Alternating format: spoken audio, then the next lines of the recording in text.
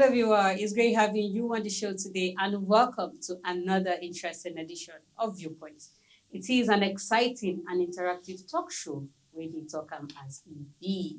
On the show, we talk about everything and anything trending, ranging from entertainment to politics, health, education, lifestyle, power of community. You just name it. All you need to do is sit back, enjoy, and engage in our conversations. My name is Hadiza Galadima, and right here with me in the studio are my gorgeous and amazing ladies confidence Hi, Hadiza. Hi, Rachel. and the amazing Rachel. Hi, Hadiza. All we do on the show is spark meaningful conversations, inspire change within our community as we engage in honest dialogue. And now, straight to the business of the day. Let's get started. In the words of John C. Maxwell, a leader is one who knows the way, goes the way, and shows the way. So we will be discussing the hottest topics in Nigeria today. We will be talking about the issue of palliative under the current administration. Nigerians have publicly declared that the government's plan to give 8,000 naira to 12 million households for the period of 6 months is just a means to siphon money. Also, we'll be looking at culture and civilization and how civilization affects our culture. Lastly, on the show, we will be talking about the legendary Oweleketv and his beautiful wife, Silva. And this pops the question, is it to be a good woman or marry a good husband? All this and more on the show. Please stay with us. We'll be going on a break.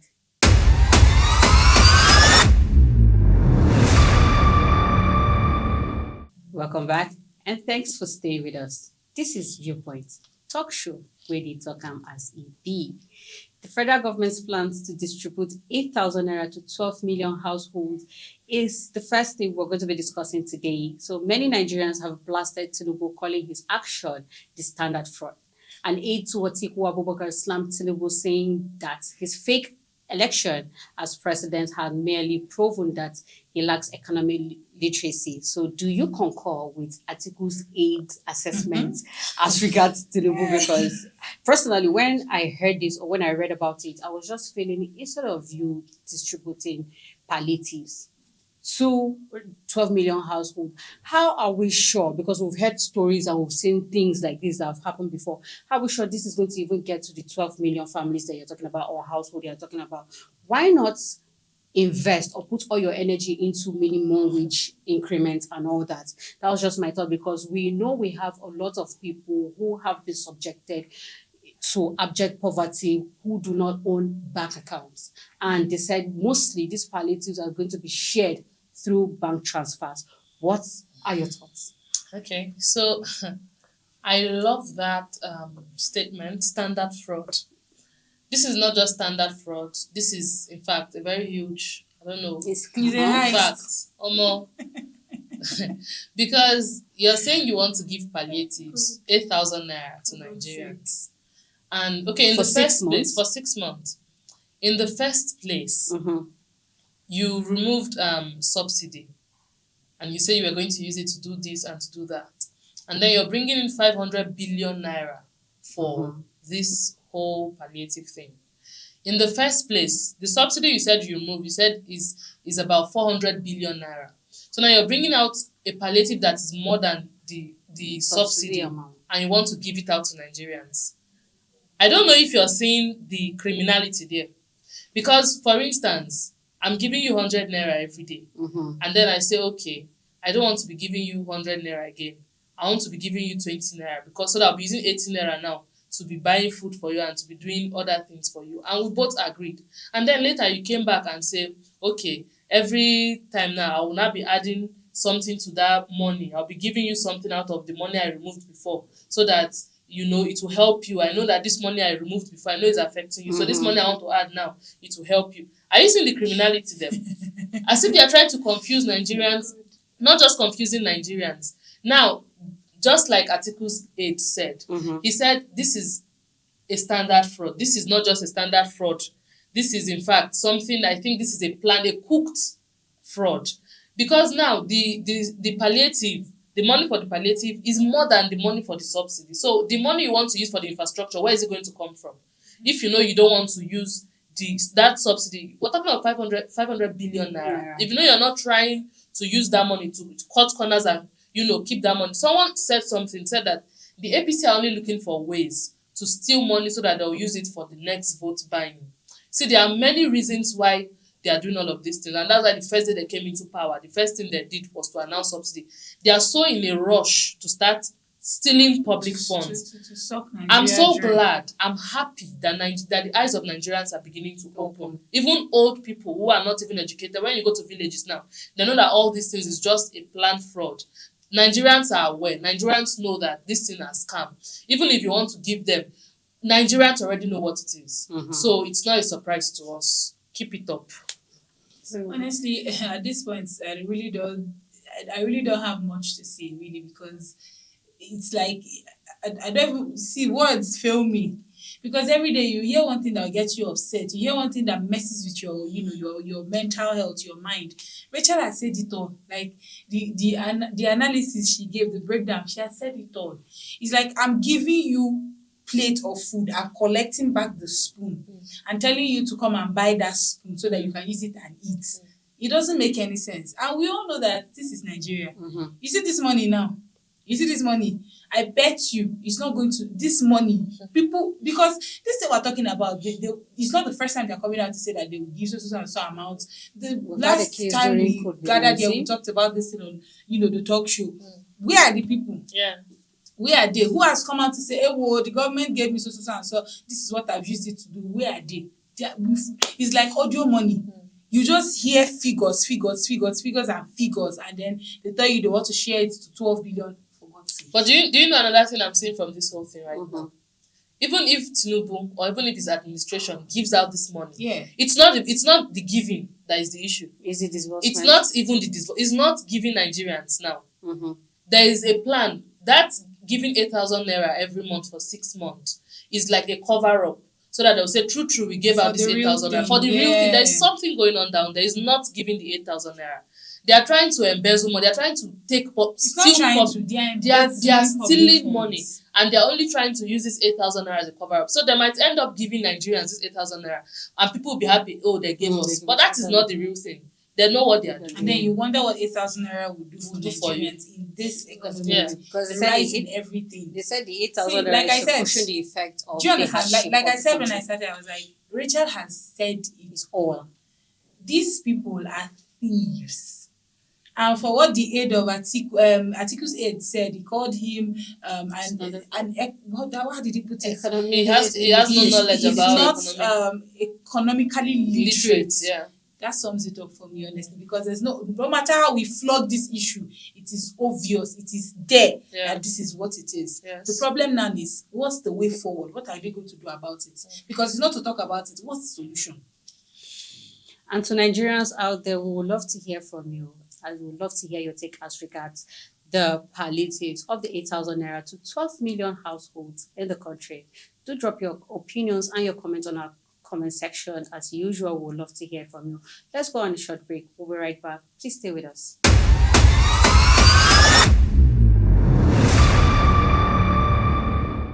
Welcome back, and thanks for staying with us. Now over to our next topic, which we will be talking about culture and civilization. We will examine how our culture is being impacted by civilization. Despite their differences, culture and civilization cannot coexist without the other. Both of them interact and are dependent on one another. We need to discuss some of these civilizations, which we all know as cultural condemnation, which is referred to the act of criticizing or denouncing a particular cultural practice and belief, behavior, or tradition that is deemed to be offensive, oppressive, or harmful to the society or a group of certain people.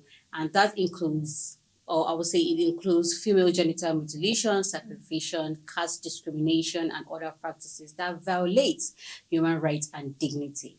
So do you think these campaigners and advocates who have come to oppose these practices as people who are interfering with people's culture? So I don't want to call it interference, because you see the culture, we are the culture, and then we have the civilization. These two things, like you said earlier, one cannot do without the other. You get? Yeah. From time past, if we want to still be doing what our forefathers and foremothers did then, if we want to still be doing what they did then we won't be where we are today. Civilization that had opened our eyes to see things the way and do things the way they should be done. You see, female genital mutilation, sacrification, and so many other practices. These are harmful, practices. They are harmful to. Talking about this female genital mutilation, it has killed so many girls. Till date, there are some women in their marriages that when they want to explain what they go through because of this mutilation, you won't believe it. So these things, I won't say the civilization didn't come to it in a bad way. It came, right on time to just enlighten us and open our eyes. And I'm hopeful that some communities that these things has not gotten to, or they are hearing it, they still don't want to believe it, they are hearing it, they are saying, no, this is our culture and this is what we must do.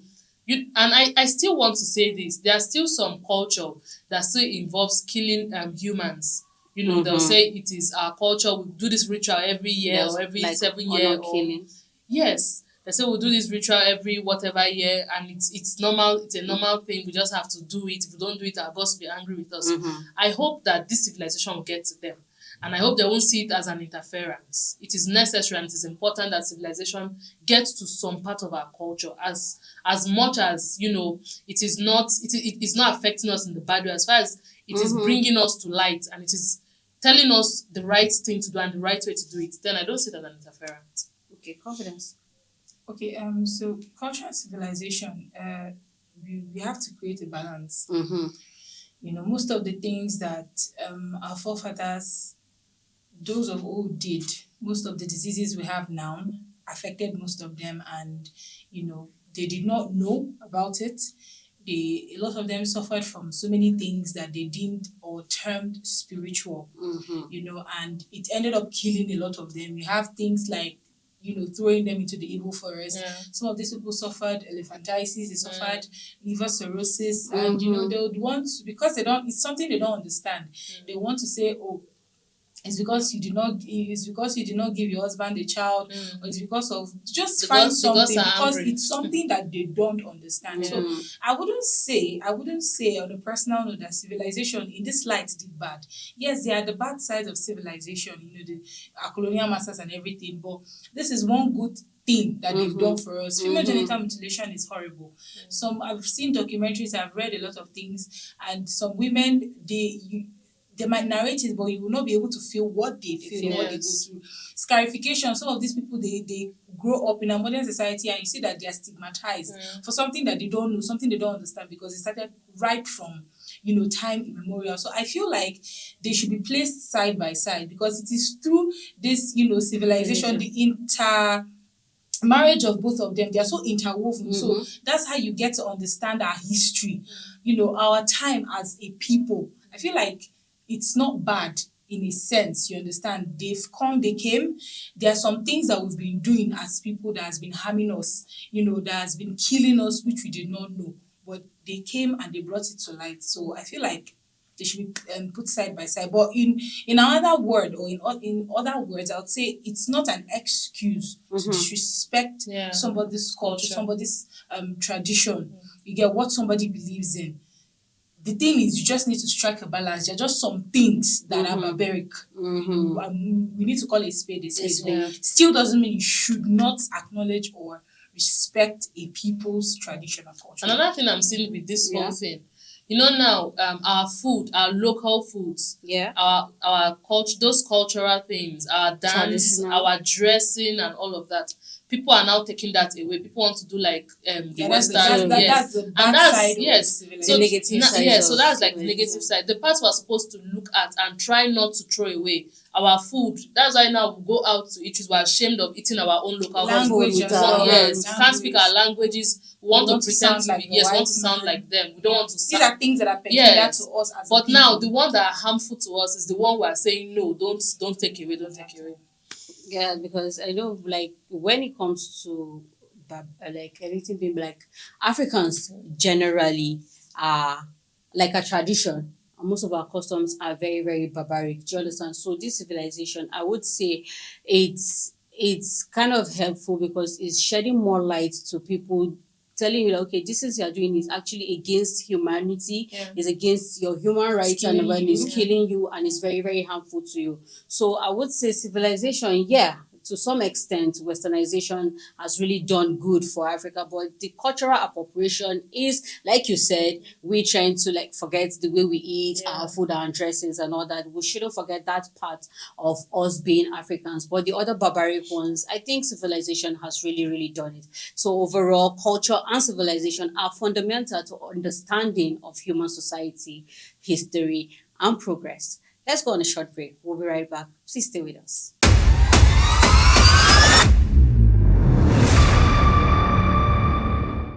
Welcome back and thanks for staying with us. Now moving over to our next topic, which is our last topic for the day. We will be talking about Olu Jacobs and his beautiful wife, Joke Silva.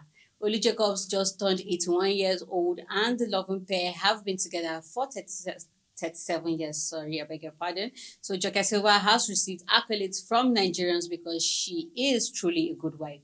In a recent interview, she disclosed how she has been managing Olu Jacobs' dementia and how it has impacted her marriage. She emphasized that, however, that Olu Jacob was a wonderful husband and a father to his kids. So the dilemma is it to be a good wife or to marry a good husband? Because like we have seen this couple, Olu Jacobs and Joke Silva. Do you think Olu Jacob is or was a good husband, or Joke Silva is just being a good wife? Rachel, I want you to go first. Okay. Yeah. So you see, there are still good marriages out there. Mm-hmm. The fact that what is flooded on social media right now is divorce and breakups, and your celebrity couple that you're crushing on and you're calling them your role model. Tomorrow you just hear, they don't break up. So the fact that those are like the ones that are out there doesn't mean there are no good marriages out there. Just like we have Joke Silva, we have a lot of them. We have there's one Gloria, and I can't remember her husband's name now. They are both also. We have our parents too. You have our parents, Yeah. So there are still good marriages out there. Now the question whether Olu Jacobs is the good man or Joke Silva is a good woman. So the thing is this: I would want to take it from both sides. Personally, if I'm a good woman and I get married to a cheating man, I get married to a man who does the unimaginable, who drinks, who smokes, and whatever. The truth is that his attitude may push me to want to leave that marriage, because that is my kind of person. I may not be able to cope. There are women who may not be able to cope. So even if, no matter how good, if they are 100% good, they don't have any stain, nothing. But because they cannot cope in that environment, they just have to leave. And also some people, they are good women, 100%. They marry a man that is bad, all round. But because they are good, they don't want to leave. That's even the reason, because I'm a good woman, I cannot leave. And they are there till whatever happens, no matter what happens to the man, they are just there. They are loyal to the man. In this case, Joke Silva said it herself, that Olu Jacobs have been a wonderful husband to her and a good father to the children. So that says a lot. That speaks volume. That says that truly he was a good husband and he was a good father. Now, what's her name again? Joke Silva herself. With what we've seen so far, this is to tell you that she is a good wife and she is a good woman.